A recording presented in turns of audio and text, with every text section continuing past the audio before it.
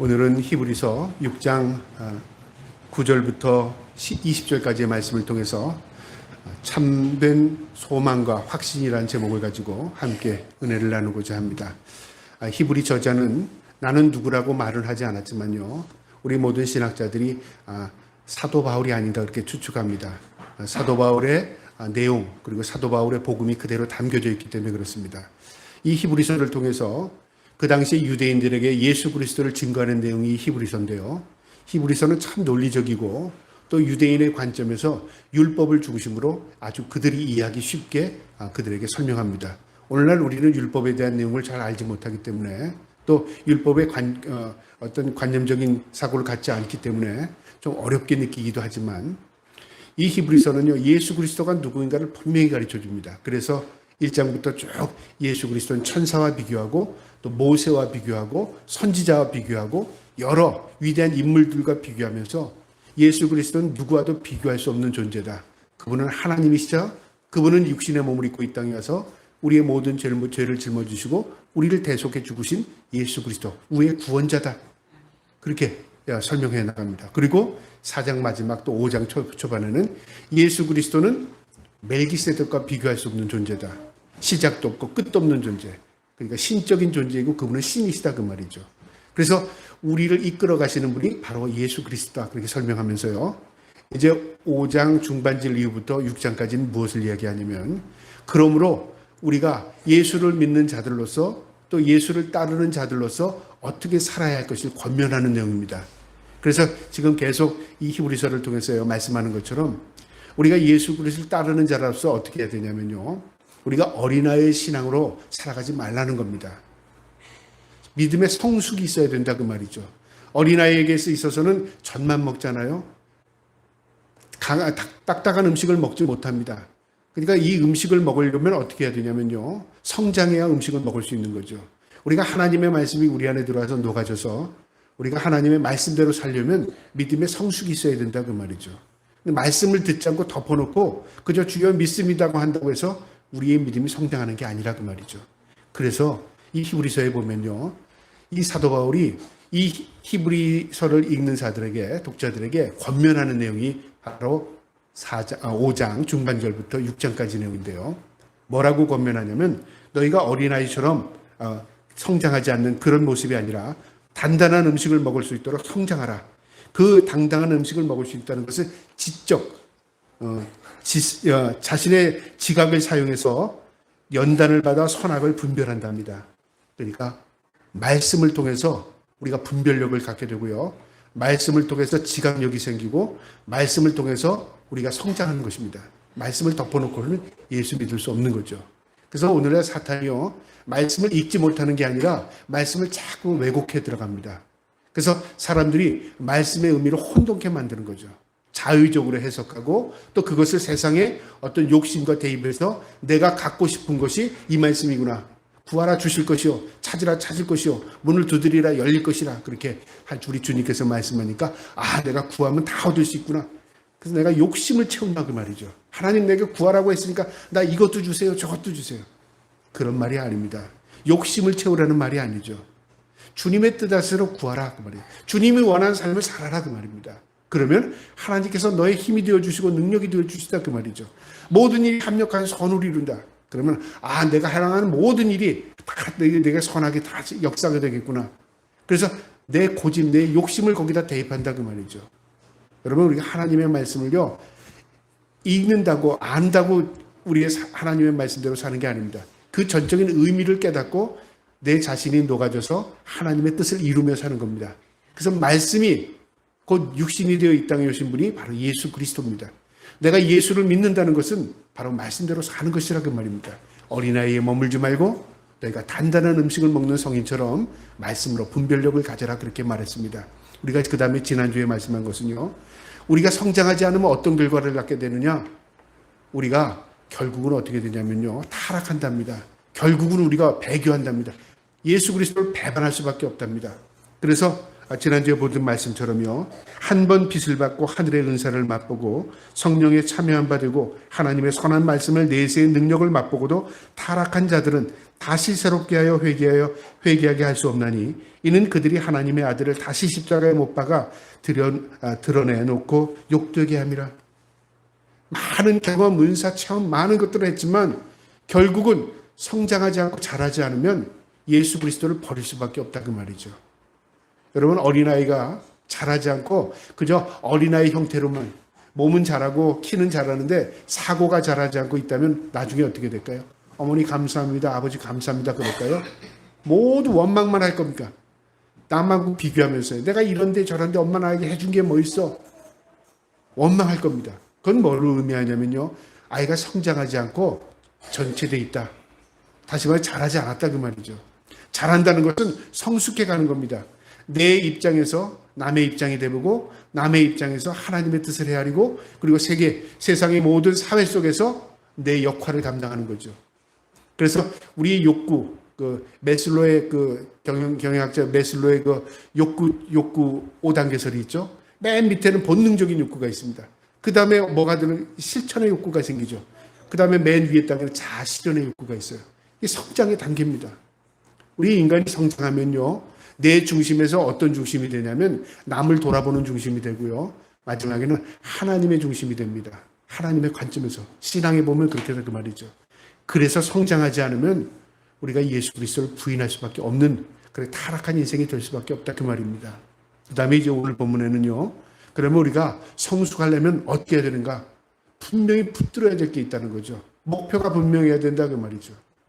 여러분, 목표가 분명하지 않고 성숙할 수 있는 사람은 없습니다. 공부를 하는 사람도 목표가 있는 것이고요, 어떤 훈련을 하는 사람도 목표가 있습니다. 왜 훈련을 해? 내가 금메달 따려고. 너 왜 그렇게 열심히 공부해? 내가 뭐가 되려고. 분명한 목표가 있죠. 무작정 그냥 열심히 한다, 그런 의미가 없는 겁니다.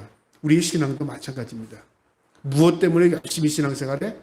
목표가 분명하죠? 자, 그런데 이 목표를 잘못 설정하면요, 전혀 다른 데로 나갑니다. 내가 부자 되려고 열심히 내가 하나님 믿지. 내가 건강하려고 열심히 믿지. 내가 이 땅에서 행복하게 살려고 열심히 믿지. 만약에 세상 사람들이 추구하는 목표를 추구하고 우리가 신앙을 거기다 대입하면요, 방향이 완전히 잘못된 겁니다. 오늘 우리에게 분명한 참된 소망과 확신을 우리에게 가르쳐줘요. 목표가 무엇인가 분명히 가르쳐준다는 말이죠. 항상 이 UN이라는 이 기구에서나 또 OECD의 여론조사하는 단체들이 있는데요, OECD 국가의 행복도를 2년에 한 번씩 UN에서도 조사하고 또 그 단체에서도 조사합니다. 그래서 항상 조사하면 보고서가 나오는데 그 보고서에 보면은 이제 OECD 국가들한테 물었습니다. 나라마다 설문조사를 했는데 당신이 행복한 조건이 뭡니까? 조건을 물은 거예요. 행복을 물은 게 아니라 행복하려면 어떤 조건이 있으면 행복할 것 같습니까? 물었더니요, 거의가 다 똑같은 대답을 했습니다. 여러분, 뭐가 있으면 행복할 것 같아요? 어떻게 하면 행복할 것 같아요? 우리나라 사고방식하고 다른 나라, 대부분의 나라의 사고방식하고는 완전히 달랐습니다. 대부분의 나라의 미국, 영국, 프랑스, 독일, 그 다음 북유럽 국가 할 것 없이 예외가 하나도 없이 딱 하나 떨어졌어요. 모두가 행복하려면 뭐가 좋아야 되냐면 가정이라고 했습니다. 가정이 편해야, 가정이 있어야, 가정 중심이 행복을 추구하는 바탕이었습니다. 그런데 한국 사람들은요, 한국 사람만 유일하게 행복의 조건이 가정이 아니었어요. 뭐였습니까? 여러분의 마음속에 딱 답이 떠오르는 게 있죠? 물질의 풍요, 돈이었습니다. 한국 사람만 전 세계에서 유일하게, 그 OECD 국가에서 유일하게 돈이 있으면, 물질이 풍부하면 행복할 거라고 그런 설문조사에 답이 나왔어요. 그래서 심각한 겁니다.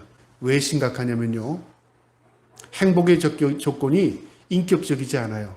인간관계에서 이루어지는 게 아니라 비물질적인 물질적인 것에서 일어났어요. 그러니까 인격체가 아니에요. 나는 이것만 많이 가지면 누가 어쨌든 나는 행복할 거라고 착각한 거죠. 가정도 필요 없어. 자식도 필요 없어. 나에게는 돈만 있으면, 나에게는 물질만 있으면 행복할 거야 라고 착각하는 잘못된 방향으로 지금 나가고 있습니다. 그래서 사고가 잘못되어 있다 그 말이죠. 이게 심각한 문제입니다. 왜 다른 나라 사람들은 다 가정의 중심으로 행복을 추구하는데요, 왜 우리나라 사람들은 대부분이 물질, 돈에서 행복을 추구하고 살려고 할까요? 그게 여러 가지 지금 연구 과제입니다. 아마 우리의 부모 때에서 그런 어려운 삶을 살아서 자식들에게 그런 사고를 주지 않는가, 아니면 교육이 잘못돼서 그렇지 않은가, 아니면 경제가 급속도로 성장하면서 물질관이 잘못되지 않는가. 지금 많은 연구를 하고 있습니다. 어쨌든요, 심각한 문제입니다. 왜 한국 사람들이 사고가 이렇게 되었는가. 그래서 한국 사람들이 가는 곳에는 모두 빠른 속도로 뭔가 변화를 이뤄가요. 근데 그 변화의 뒷 배경에는 뭐냐면 내가 빨리 성장하겠다, 빨리 돈 벌겠다, 빨리 부자 되겠다, 그런 마음을 가지고 있다 그 말이죠. 오늘 성경에 이 오늘 본문을 통해서요, 우리의 잘못된 사고가 혹시라도 있다면 우리가 진정한 목표가 무엇이며 진정한 우리가 어디에다 소망을 두고 확신 가지고 살아야 되는가, 그걸 가르쳐 줍니다. 이 말씀을 통해서 우리가 진정으로 하나님 앞에서 행복한 자로서 진정으로 우리가 소망을 무엇이며 진정으로 우리 인생의 목적이 무엇인가, 목표가 무엇인가를 다시금 설정할 수 있는 저와 여러분 되기를 주님의 이름으로 축복합니다. 그럼 말씀을 보겠는데요. 6장 9절에 사랑하는 자들아 우리가 이같이 말하나 저희에게는 이보다 더 좋은 것 곧 구원에 속한 것이 있음을 확신하노라. 사도 바울은 지금 유대인들에게 뭐라고 말하냐면, 위에 있는 쭉내 뭐 소망을 가지고 우리가 율법적으로 온전히 살고 그 다음에 또 뭐 세상적으로 온전하다 할지라도 그것과 비교해서 더 좋은 게 있다 그 말이죠. 상대적이다 그 말이죠. 여러분, 우리가 이것보다 이것에 더 좋아, 그건 뭐냐면 비교의 대상이 있을 때 좋다고 느끼잖아요. 한 가지만 있으면 좋고 나쁨이 없습니다. 그것밖에 없으니까요. 두 개가 있으면 두 개 비교할 수 있고, 세 개가 있으면 세 개 가운데 또 하나 비교할 수 있습니다. 우리 인생도 그렇습니다.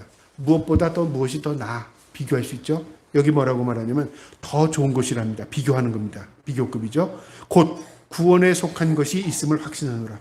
더 좋은 것, 최고의 최상급은 뭐냐면요, 구원과 연결되는 겁니다. 구원에 속한 것. 여러분, 우리가 어떤 것에서 귀한 것을요, 우리가 구별하지 못할 때는 이게 과연 나의 구원과 관계가 있는 건가? 이게 하나님의 영광과 관계가 있는 건가를 비교해 보면요, 답이 분명히 나옵니다. 우리가 이 아이를 키울 때도 그러고요, 내가 무엇을 할 때도 그러고요, 목적의식을 가지고 살아갈 때도 이것보다 이것이 무엇이 난 거지? 이게 돈을 많이 줘서, 이게 돈을 적게 줘서, 그것과 비교하면 실수하기가 쉽습니다. 무엇으로 비교하라고요? 이게 진정으로 구원에 속한 것이냐? 이게 하나님의 영광이 되는 것이냐? 그걸 추구하면서 그것을 비교하면서 우리가 선택하면요, 실수가 없습니다. 아, 이게 하나님의 영광이 되는 거구나. 이게 내 구원과 연관이 되는 것이구나. 그걸 선택하면요, 실수가 없다 그 말이죠. 그래서 더 좋은 것, 곧 구원에 속한 것이 있음을 확신하노라. 그러면서 10절에 하나님은 불의하지 아니하사 너희 행위가 그의 이름을 위하여 나타낸 사랑으로 이미 성도를 섬긴 것과 이제도 섬기고 있는 것을 잊어버리지 아니하느니라.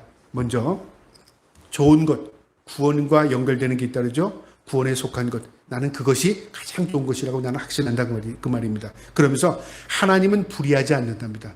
하나님은 어떤 분이라고요? 공의와 정의가 있으신 분, 진리의 하나님이라 그 말이죠. 하나님께서 우리에게 가르쳐 주시고 하나님께서 우리에게 깨닫게 하시고 하나님이 우리를 평가하시는 것은 상대적이지 않다 그 말이죠. 절대적이라 그 말이죠. 또 뿐만 아니라 하나님의 평가 기준은요, 분명하다 그 말입니다. 그 말입니다. 불의하지 않답니다. 너희 행위, 우리가 살아가는 우리 인생의 삶이죠. 그 이름으로 위하여 나타낸 사랑, 그 이름이 누굴까요? 바로 하나님의 이름으로, 예수 그리스도 우리 주님의 이름으로 그 말입니다. 그 주님의 이름으로 나타낸 사랑, 누가 나타냈습니까? 내가 주님의 이름으로, 내가 하나님의 영광을 위해서 살아간 그 사랑으로 이미 성도를 섬긴 것, 이미 성도를 섬겼다는 것은 과거형이죠. 이미 과거에 그 말이죠. 이미 내가 하나님의 이름으로, 주님의 이름으로 섬긴 것, 과거에 내가 봉사한 것, 주님의 이름으로 섬긴 것, 주님의 영광을 위해 추구하며 산 것, 그거 누가 기억하신다고요? 하나님이 기억하십니다. 과거에 내가 그렇게 산 것, 그 다음에 이제도, 현재입니다. 진행형이죠. 이제도 섬기고 있는 것. 지금 내가, 과거에는 내가 엉망진창으로 살았지만 지금 내가 하나님의 영광을 추구하고 살고 지금 내가 영원한 것을 추구하고 살면 어떻게 한다고요? 하나님이 잊어버리지 않는답니다. 하나님이 기억하신다 그 말이죠. 내가 과거에 하나님을 섬긴 것, 내가 지금도 하나님의 영광을 위해 섬기고 있는 것, 하나님이 기억하신다 그 말이죠. 내가 잊어버릴지라도 하나님 결코 잊지 않는다 그 말이죠. 그리고 하나님께서 그를 견인해 나가시는 겁니다. 11절에요. 우리가 간절히 원하는 것은 너희 각 사람이 동일한 부지런함을 나타내어 끝까지 소망의 풍성함을 이르러. 이 히브리서 저자는요, 우리가 자기 있어요. 사도 바울도 있고 바나바도 있고 또 동력자도 또 아굴라 부부도 있죠. 이처럼 믿음의 이 동력자들과 함께 내가 간절히 너희에게 바라는 건 뭐냐면요, 동일한 부지런함, 변함없는 부지런함, 성실함, 인내함 그 말이죠. 부지런하다는 게 한 번 부지런하고 내일은 게을러지면 부지런하다고 말할 수 없죠. 부지런한 건 끊임없이 그 말이죠. 성실함을 간 겁니다. 성실함, 인내함을 가지고 동일한 부지런함을 나타내어 끝까지 소망의 풍성함을 이루러. 끝까지는 언제까지요? 우리가 생명을 다하는 그날까지. 인내입니다. 신앙생활의 공통점은 뭐냐면요, 기다림이고 인내고 참는 겁니다. 무엇에 대한 인내에 참는 겁니까? 주님 앞에 서는 날, 내가 주님 앞에 칭찬받는 그날을 기다리고 내가 주님께서 인정해 주실 거야 참고 기다리는 겁니다. 주님과 나와의 관계 속에서 있는 겁니다. 그 믿음 가지고 끝까지 소망을 풍성함을 이루러 12절에 게으르지 아니하고 믿음과 오래 참음으로 말미암아 약속들을 기업으로 받은 자들을 본받는 자가 되게 하려 하느니라. 게으르지 아니하고 믿음을 지키며 끝까지 인내하면 하나님께서 우리에게 소망을 우리에게 주신다 그 말이죠. 그 소망이 뭘까요? 천국입니다. 천국. 우리에게 있어서 진정한 소망은 천국입니다. 왜 천국을 우리가 소망하는 줄 아십니까? 천국 가서 행복하게 살려고요. 천국은 영원하기 때문에 그렇습니다. 우리가 이 땅에서 살아야 100년입니다. 100년 안짝입니다. 천국은 비교할 수 없습니다. 영원하다니까요. 끝이 없는 영원한 삶을 살아요. 그래서 우리가 소망을 영원한 곳에 두는 겁니다. 그리고 그 소망을 붙든 사람이 있답니다. 성경의 한 인물, 누굴까요? 여러 인물들이 있죠.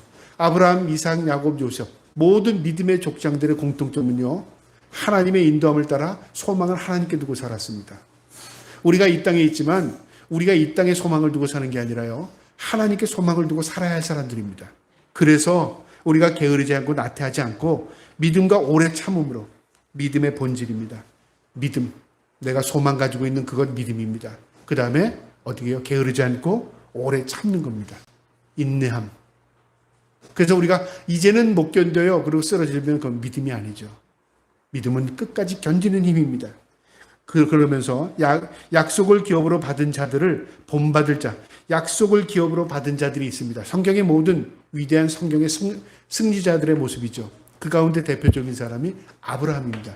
왜냐하면 아브라함은 믿음의 조상입니다. 믿음의 인간으로서 믿음의 근본이 된 조상이 된 사람이 아브라함입니다. 이 아브라함을 본받게 하기 위한 겁니다. 아브라함이 무엇을 우리가 본받아야 될까요? 그 뒤에 밑에 나오는데요. 13절에 볼까요? 하나님이 아브라함에게 약속하실 때에 가리켜 맹세한 자가 자기보다 더 큰 이가 없으므로 자기를 가리켜 맹세해요. 먼저 하나님께서 아브라함을 찾아오셨습니다. 아브라함이 하나님을 찾아가지 않았습니다. 그러니까 하나님이 하나님의 사람을 찾아온 겁니다. 택해 주신 겁니다. 찾아오셔서 하나님께서 약속을 해 주셨습니다. 너 나를 따르면, 나를 믿으면, 또 하나님의 뜻대로 살면 그 말이죠. 내가 너에게 복을 주고 창성케 하고 창답케 하리라. 하나님께서 약속하신 겁니다. 아브라함을 찾아왔어요. 자, 그러면 아브라함은 무엇을 해야 되죠? 하나님은 일방적으로 찾아오셨습니다. 내가 찾지도 않았는데, 내가 믿지도 않았는데 믿기 전에 하나님이 이미 나를 아셨어요. 그래서 나를 믿음의 길로 인도해 주셨어요. 그러면서 하나님께서 어떻게 하셨다고요?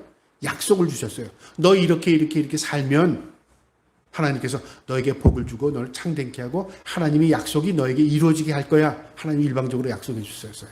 그럼 우리는 어떻게 하면 되죠? 믿음으로 살면 됩니다. 그걸 믿는 겁니다. 약속은 하나님이 하셨고요. 우리는 그 약속을 믿는 건 우리의 몫입니다. 하나님이 우리에게 약속을 해주셨는데 에이 그게 어떻게 될 줄 안 될지 우리가 어떻게 알아요? 못 믿었다면 그 약속은 우리가 이루어질 수 없는 거죠. 그래서 약속을 믿는 믿음은 우리의 몫이고 그 약속을 이루시는 분은 하나님의 몫입니다. 그걸 지금 이야기하는 겁니다. 하나님께서 아브라함에게 약속하실 때 가리켜 맹세한 자가 자기보다 더 큰 이가 없으므로 자기를 가리켜 맹세했다. 하나님보다 이 세상에 큰 자는 없습니다. 하나님이 이 세상을 창조하신 분입니다. 그분은 천지 창조자이십니다. 그분은 다스리시고 지금도 지배하고 계시는 분이십니다. 그러니까 하나님이 가장 크신 분이시죠. 그래서 하나님은 자신의 이름으로 맹세하신 겁니다. 14절에 이르시되 내가 반드시 너에게 복주고 복주며 너를 번성케 하고 번성케 하리라 하셨나니, 하나님이 자신의 이름을 걸고 맹세하셨습니다. 내가 너에게 반드시 복을 주고 복을 주겠다. 너를 번성케 하고 번성케 하겠다. 하나님이 아브라함에게 약속했습니다. 아브라함은 어떻게 해야 되겠죠? 아브라함이 하나님을 믿으니라고 성경에 기록되어 있습니다. 믿었답니다. 우리가 하나님을 믿는 자들입니다. 그럼 하나님을 믿는다는 건 뭘까요? 약속을 믿는 거죠. 그 약속은 어디에 있는데요? 성경 말씀입니다. 그 약속이 이 땅에 우리에게 실체로 보여주셨습니다. 예수 그리스도입니다. 우리가 그분을 믿습니다. 그리고 그 말씀을 생명으로 우리가 받아들입니다. 이게 모든 믿음과의 관계입니다. 그래서 우리가 아브라함을 본받는다는 것은 무엇을 본받는 거냐면요, 믿음을 본받는 겁니다.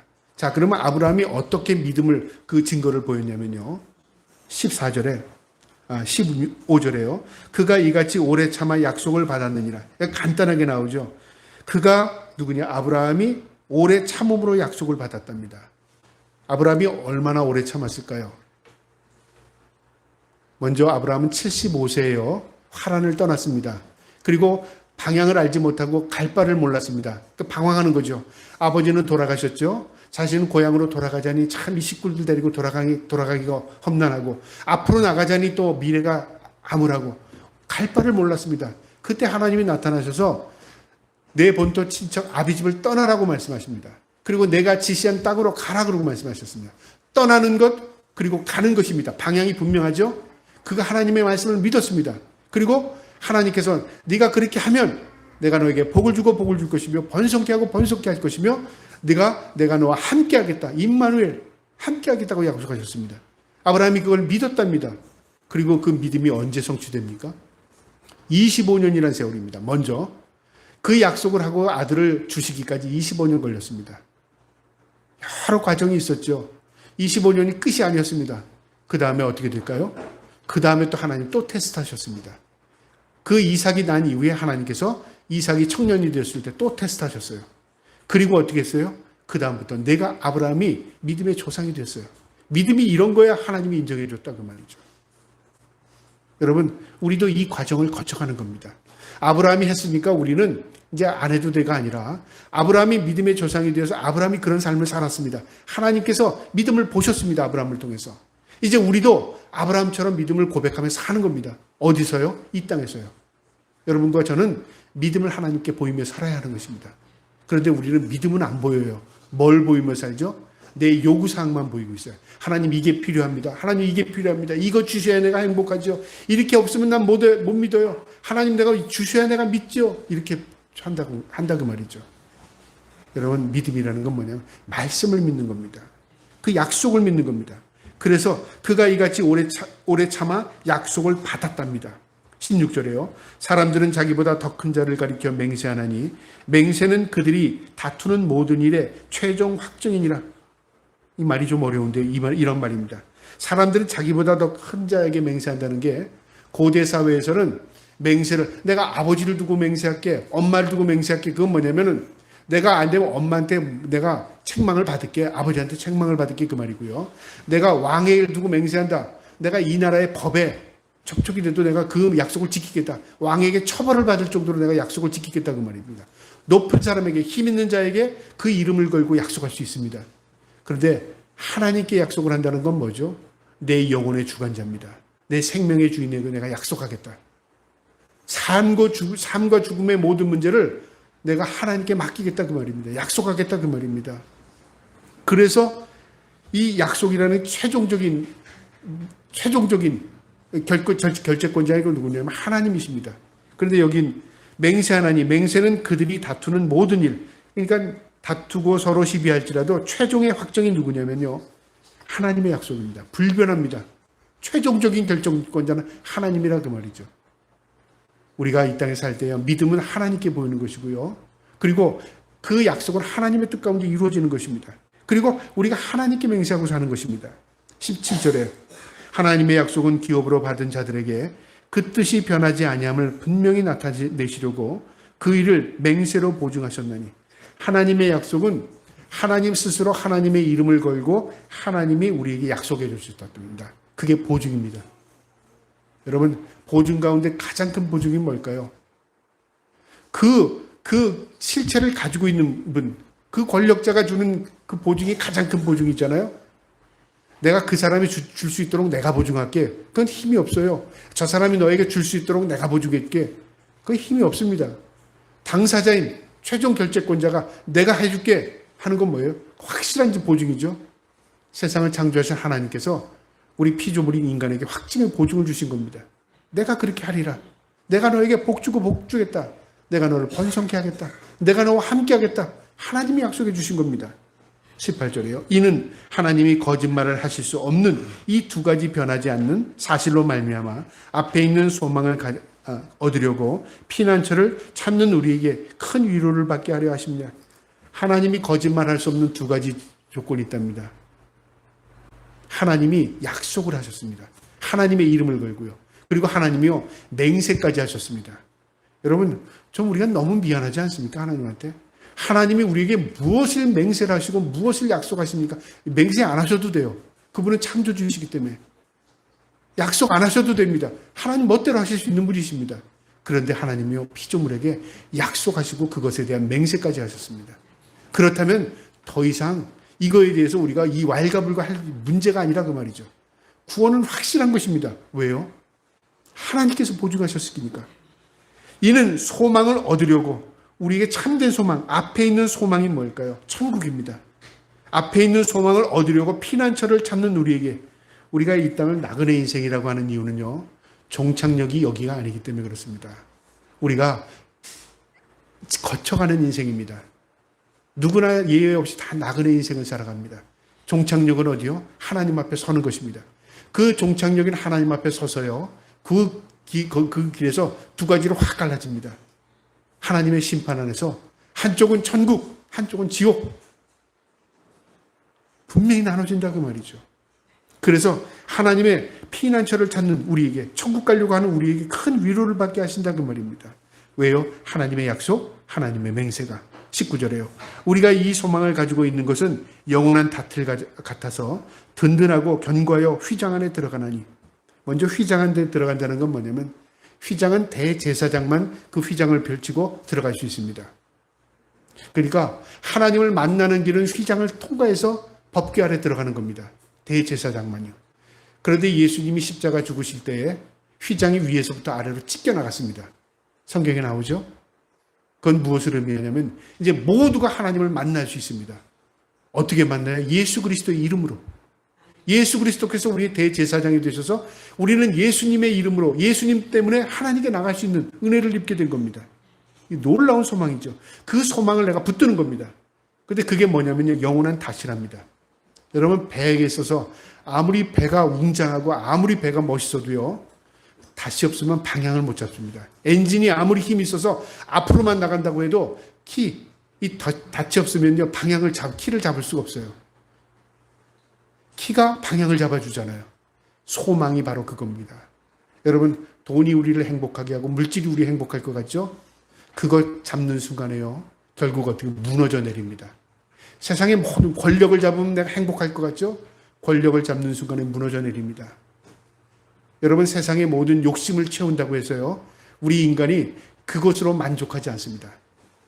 우리를 진정으로 만족할 수 있는 것은요. 주님이 우리 안에 들어오셔서 우리의 삶의 주인 되실 때 우리가 만족을 경험하게 됩니다. 이것은 외부로부터 들어오는 만족으로 만족을 채우는 게 아니라 우리 주님이 우리의 만족이 그 자체가 되셔 주십니다. 그래서 우리 안에 참된 기쁨과 샘솟는 참된 소망을 우리에게 가져다 주십니다. 우리의 이 대한민국이 방향을 잃은 게 바로 그겁니다. 왜 사람들이 가정이 중요하지 않고 가정에서 행복을 느끼지 않고 무엇에서 느끼려고 하냐면 물질에서 행복을 찾으려고 하는 것이지 방향을 완전히 잃어버렸어요.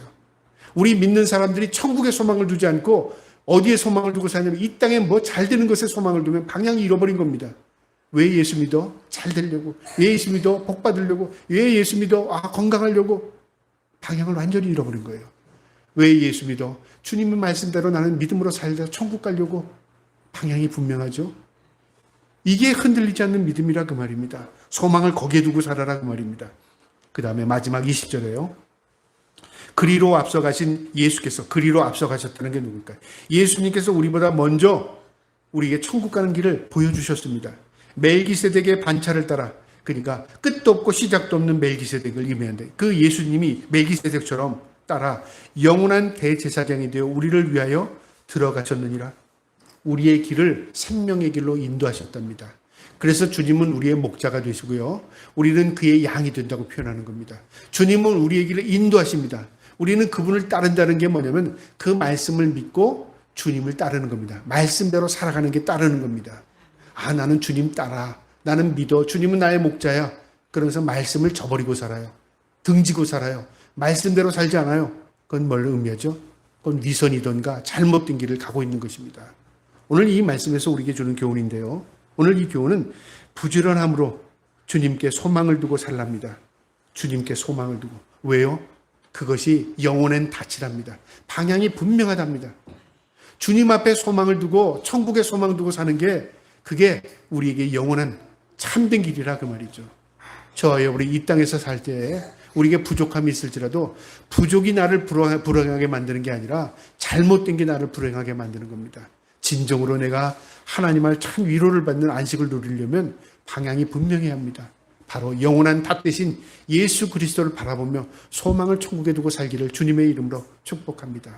그 다음에 오늘 이 말씀의 이 교훈의 의미는요. 하나님의 신실한 약속을 따르는 삶을 살라 그 말입니다. 약속. 여러분 하나님 우리에게 약속하셨습니다. 아브라함에게 내가 내 말씀 내 뜻대로 살면 어떻게 한다고요? 복 주고 복 준답니다. 번성케 하고 번성케 한답니다. 함께 하신답니다. 아브라함이 그 말씀을 믿고 인내함으로 따라 살았습니다. 우리가 이 땅에서요. 하나님의 말씀대로 살면 그것이 주님을 따르는 겁니다. 우리가 하나님의 명령을 따라 사는 인생은 어디에만 있을까? 이 땅에만 있습니다. 천국 가서는 그럴 필요 없습니다. 거기는 다 하나님의 말씀대로 사는 사람들만 모여 있으니까. 이 땅에서만 그렇게 삽니다. 근데 이 땅에서 그렇게 살지 않으면 어떻게 될까요? 결국 하나님과 관계없는 거죠. 우리가 믿음을 지키며 사는 것, 하나님의 약속을 믿고 사는 겁니다. 저와 여러분이 그 말씀, 약속, 성경 말씀대로 살기를 주님의 이름으로 축복합니다. 마지막으로요. 오늘 이 말씀의 교훈은 인내함으로 예수 그리스도의 사랑을 실천하며 사는 겁니다. 10절에 뭐라고 그랬죠?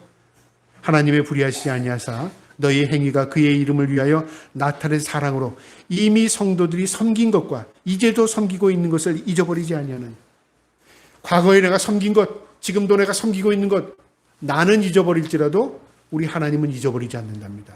하나님은 공의와 정의, 불의하지 않기 때문에 모든 걸 기억하신답니다. 그럼 기억하면 어떻게 한다는 거죠? 하나님이 위로로 갚아주시고 채워주시다 그 말이죠. 여러분 우리가 심고 씨 내가 어디에 심었지 이거 씨가 안 나면 어떡하지 걱정합니까? 내가 믿음으로 심으면요. 잊어버리면 시간이 지나면 싹이 틉니다. 자랍니다. 나는 심고 자라게 하시는 분은 누구죠? 하나님이십니다. 그러니까 내가 잊어버려도 하나님은 잊지 않습니다. 내가 믿음으로 살면요. 하나님은 모든 것을 잊지 않고 우리의 모든 것을 하나님 공급해 주시고 채워주십니다. 저와 여러분이 믿음으로 사시고 늘 하나님의 말씀을 실천하며 살기를 주님의 이름으로 축복합니다. 아멘.